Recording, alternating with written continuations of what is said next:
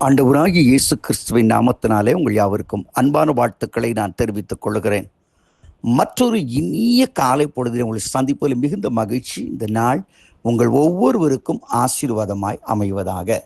இன்றைக்கு நான் உங்களோடு தியானிக்க விரும்புகிற கர்த்தருடைய வார்த்தை சங்கீதம் 18:1. என் பலனாய கர்த்தாவே உம்மில் அன்பு கூறுவேன். என் பலனாய கர்த்தாவே உம்மில் அன்பு கூறுவேன். I love you Lord because you are my strength. நான் நேசிக்கிறேன் ஆண்டவரே, உம்மை விரும்புகிறேன், அன்பு கூறுகிறேன், நீர்தான் என் பலன் என்று தாவீது சொல்லுகிறான். தாவீதுக்கும் சாலமோனுக்கும் உள்ள வித்தியாசம் இதாங்க. தாவீது எவ்வளோ யுத்த வீரனாக இருந்தாலும், எத்தனையோ காரியங்களிலே அவன் தவறுவினாக காரியங்களை இருந்தாலும் கூட அவன் வாழ்க்கையில மெய்யான அர்த்தம் ஒன்றை சொல்லுகிறான் பாருங்க. என்னுடைய அன்பு, my love, my first love with God, தேவனோடு தான் என்று சொல்லுகிறான். சால்மோனை பாருங்க, ஒரு புஸ்தகத்தையே எழுதி வச்சிருக்கிறான் அன்பு அன்புன்னு சொல்லி.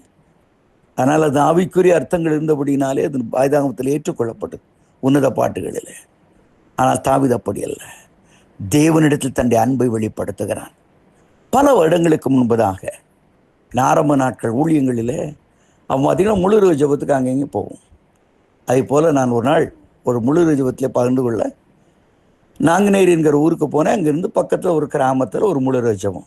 அவங்க சொல்லிட்டாங்க, லாஸ்ட் பஸ்ஸு இத்தனை மணிக்கு வரும், இந்த பஸ்ஸை விட்டிங்கன்னா எங்கள் ஊருக்கு பஸ்ஸே கிடையாது, கரெக்டாக 9:30 அந்த நாங்குநேரி பஸ் ஸ்டாண்ட்லேருந்து கிளம்புனாங்க. அதே போல் நானும் போய் அந்த பஸ்ஸில் ஏறி உட்காந்தேன். எனக்கு 2 சீட் தள்ளி அந்த பக்கம் ஆண்கள் உட்கார வரிசையில் ஒரு கணவன் மணி உட்கார்ந்தாங்க. அந்த ஐயா அந்த அம்மாவுக்கு அப்படி வாழைப்பழத்தை கொடுத்து, ஏய் சாப்பிடு சாப்பிடு, உனக்கு பலம் வேணும், சாப்பிடு என்று கொடுக்குறார். ஆரஞ்சு பழத்தை கொடுக்க, அதை பார்க்கும்போது எங்களுக்கு எல்லாருக்குமே எனக்கு ரொம்ப இதாக இருந்துச்சு. என்னடா இது வயசான ஆள் மாதிரி இருக்கான், இப்படி போய் இந்த அம்மாவை ஊட்டி விட்டுறான பஸ்ஸில் உட்காந்து, சாப்பிடு பிள்ளை என்று சொல்லி பல காரியங்களை கொடுத்து கொண்டு இருந்தார். சரி, இவ்வளோ அன்பு இருக்க போல இருக்கு இந்த வயதான நிலைமைன்னு என்று சொல்லி ஒரு 2 நிறுத்தங்கள் 3வது நிறுத்தத்தில் அந்த பஸ் நின்றுச்சு. ஆனால் அங்கே உள்ள எல்லாருக்கும் அவருக்கு தெரியுது. அந்த அம்மா அப்படியே நின்னாங்க. இவர் சீட்லேருந்து அப்படியே எழும்பி மெதுவாக அந்த அம்மாவுடைய தோளை பிடிச்சு கொண்டாங்க. தோள் அப்படியே 2 கைகளை வைத்தாங்க. அந்த அம்மா முதுகில் வைத்து இந்த மனுஷனை சுமந்து கொண்டு கீழே இறங்கினாங்க. நிறைய பேர் உதவி செஞ்சாங்க. அப்போ ஒருத்தர் சொன்னாங்க, பாவம் அவர் திடீர்னு பலவீனப்பட்டு போனார். ஆனால் இந்த அம்மா தான் அவரை கொண்டு வந்து கடையை திறந்து அந்த கடையில் வியாபாரம் பண்ணி எல்லா காரியத்தையும் இந்த அம்மா தான் செய்யும். ஆகவே தான் அவ்வளவு அன்பு. அவருக்கு தெரிந்து விட்டது இப்பொழுது இந்த உலகத்திலே என்னை தூக்கி சுமக்கிற அன்பு இந்த அன்பு என்பதை புரிந்து கொண்டார். அன்புக்கு அர்த்தமில்லாத உலக வாழ்க்கையில வாழ்ந்து கொண்டிருக்கிறார் அருமையானவர்களே.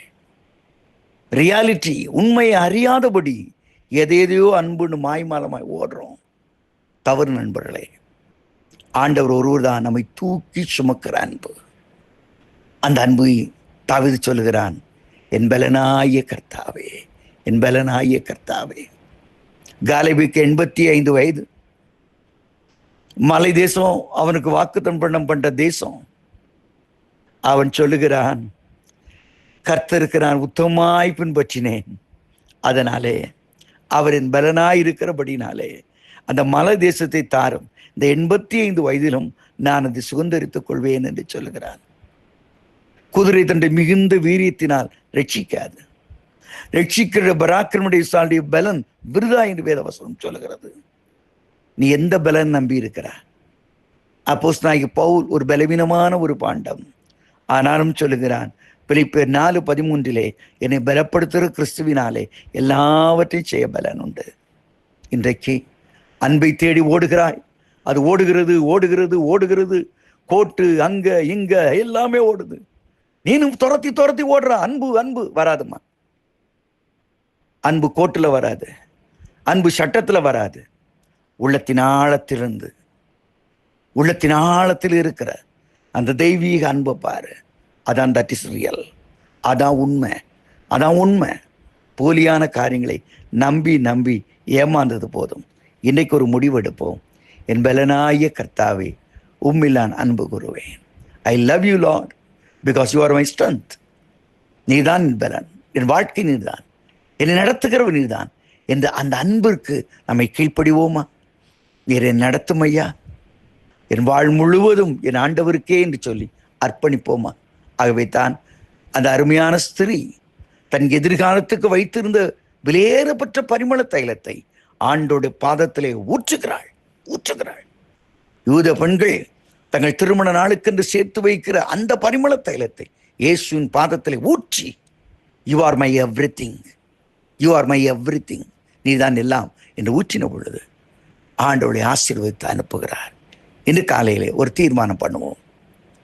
நான் ஆண்டோடைய சமூகத்திலே ஐ pour out my love the feet of our Lord Jesus Christ. ஆண்டோடைய பாதத்திலே என் அன்பை ஊற்றுகிறேன் என்று ஊற்றி பாருங்கள். இந்த நாள் ஒரு இனிய நாளாய் அமையும். Have a blessed day. God bless you. Amen.